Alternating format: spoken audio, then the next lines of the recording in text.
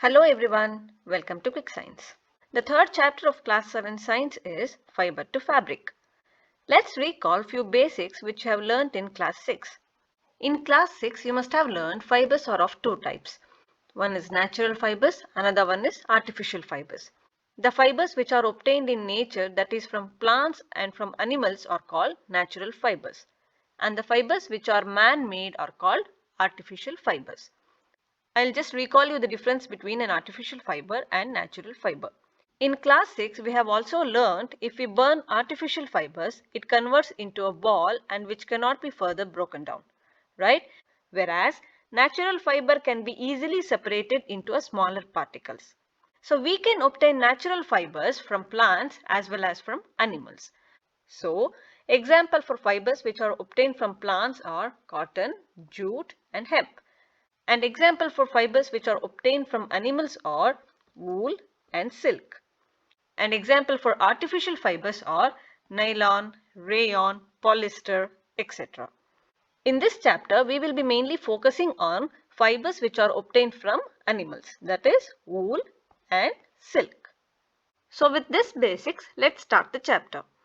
As I have already told you, this chapter mainly focuses on wool and silk. Wool is obtained from numerous animals such as sheep, goat, yak, alpaca, lamb, llama, etc. Wool is obtained from the fleece of these animals. Fleece is nothing but hair of these animals, okay? And silk fibers are obtained from cocoons of the silk moth. So in this chapter, we shall understand how wool and silk are obtained.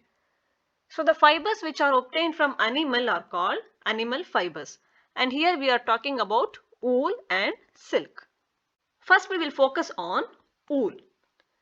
As I have already told you, wool can be obtained from numerous animals like sheep, goat, yak, llama, alpaca and other animals. So these wool yielding animals will be having hair on their body. This thick coat of hair will trap lot of air. Since air is poor conductor of heat, these hairs will keep the animals warm. So this might come for give reasons in your exam. So they may ask, why do animals living in hilly region have thick fur or thick hair on their body? Okay. The body of sheep will be having two types of hairs. One is the coarse beard hair and the other one is the fine soft under hair. Sometimes this is also referred as under hair or fine hair. So the fine hair are used for making wool.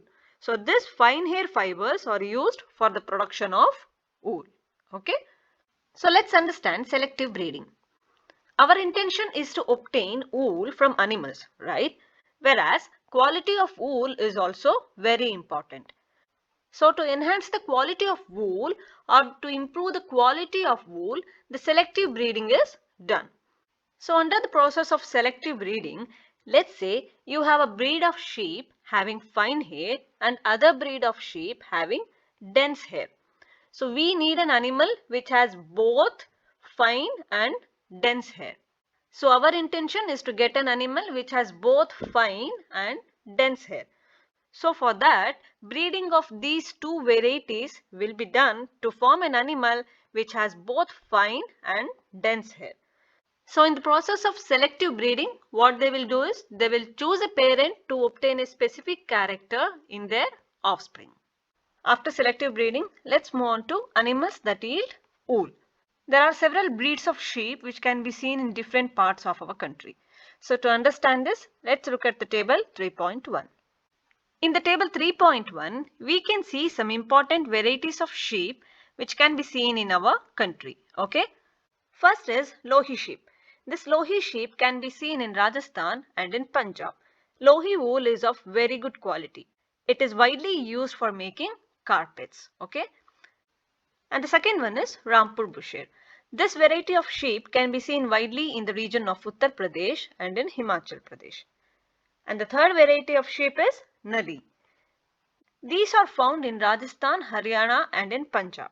This Lohi and Nali sheep are widely used for making woolen carpets. Okay. So another important variety is Bakarwal. Bakarwal is a name of a tribe. This variety is widely found in the region of Jammu and Kashmir. And the Bakarwal wool is widely used for making shawls. And the next breed of sheep is Marwari. These Marwari sheep are widely found in Gujarat. These Marwari sheep are mainly raised for their coarse wool. Coarse wool are widely used for making rough textured carpets. Okay. And the last variety of sheep is Patanwadi. And these Patanwadi sheep are found in Gujarat. And the wool from Patanwadi sheep are mainly used for hosieries. Okay. So hosieries is nothing but for making legwears, socks, etc.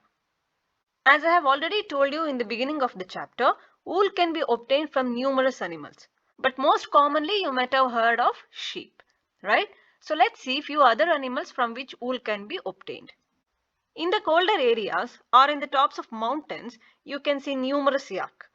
In Tibet or in India, the region of Ladakh will be having numerous yak. Okay, so wool can be obtained from yak also.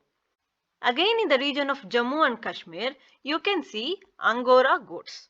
Okay, so you can also obtain wool from Angora goats. This Angora goat, which is found in Jammu and Kashmir, will be having soft fur.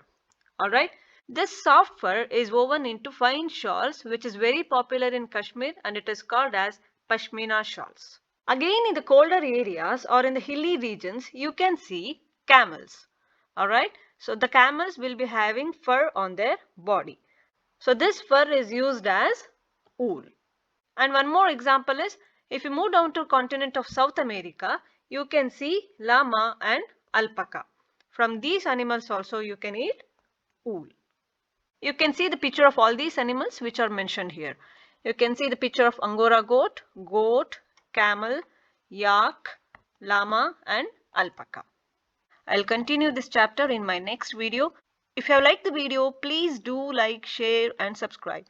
Don't forget to give it a thumbs up if you have enjoyed this video and hit the bell icon which is next to the subscribe button. I'll see you in my next video. Until then, bye-bye.